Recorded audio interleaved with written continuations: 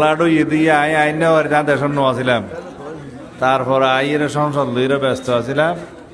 কিন্তু আর নেতা কর্মী সকলে সরকারি বিভিন্ন দপ্তর টিএনও সাহেব তারা বেক্ষণে যে সাহায্য সহযোগিতা করা করে বুঝছি। আর বেরিবাঙ্গর সমস্যা আছে নারা জানি ইন ঠিক করা করিব ইনশাল্লাহ। রাস্তাঘাট ক্ষয়ক্ষতি হইলে ইনও করা করিব। শিক্ষা প্রতিষ্ঠান, ধর্মীয় প্রতিষ্ঠান, মসজিদ মাদ্রাসা যদি হয় ক্ষতি হয় নারা জরিপ করিস করা যাইব। বাদ বাকি হইলে আল দলের ব্যবস্থা তো ইয়ান চালুরা করিব।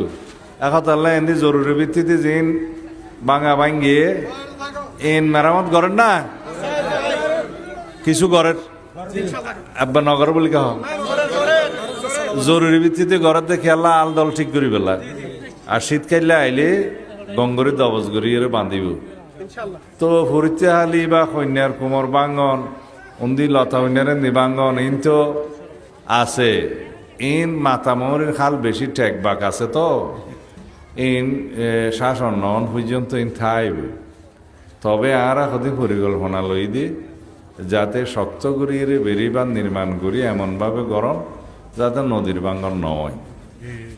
তারপরও মাতামরির কিনার দিয়ে যেহেতু আছে মাঝে মধ্যে ফ্লাড হইতে পারে, পানি বাইরের সুযোগ করে দিয়া করে দেয়। এখন তাহলে বহু সুইচ গেট গজি এমনি সোয়ার ফাড়ি দিয়ে 8টা ব্যান্ড সুইচ গেট গজি দিয়ে পানি লামি যাবে বুঝলে। দরবস কাটা বেরিবাঁধের উদ্দি 5 ব্যান্ড সুইচ গেট দিয়ে পানি লামি যাবে বুঝলে। তো কিছু শতান মানুষ আছে এটা জাল বোয়ায় পানি লাইমতো নদে গেট ভাঙ্গি ফেলায় আলগা করে রাখে।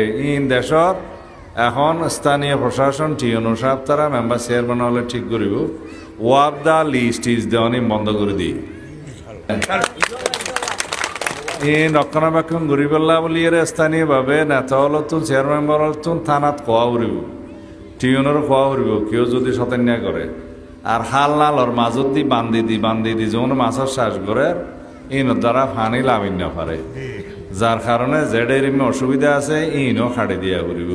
ইন বেকি নারা গই গতবার সরকার আসিলাম দিয়ে আগে জাখাল হাঁটছি দেন না জিন ফৌর বানাইয়ে হালর মাজত দি বেগ খাড়ি দিলাম দেন না ফানি লামি হই বললা।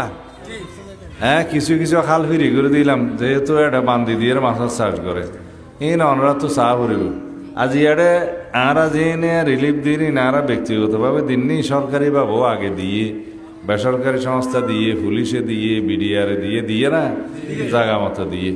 তো আরো ইনশাল্লাহ তালিকা করে আরা দিয়ে তাজিয়ায় যাই গই বেক্ষণ মাফ করে দিও না।